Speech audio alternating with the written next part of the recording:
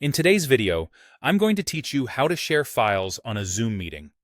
By the end, you'll feel confident sending documents, slides, or images directly through the meeting chat so everyone can access them quickly.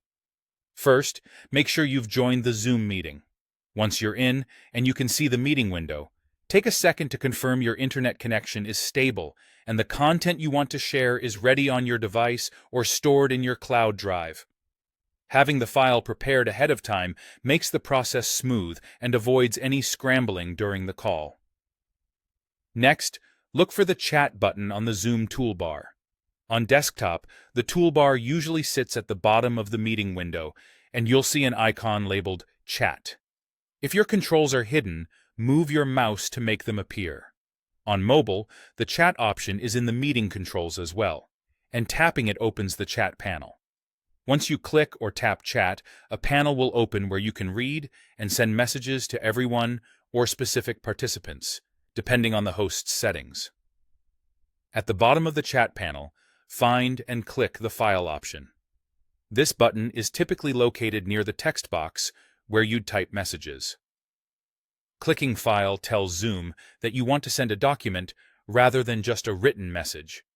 If you don't immediately see it, make sure the chat window is expanded enough so the controls are visible. Zoom will now ask where your file is saved.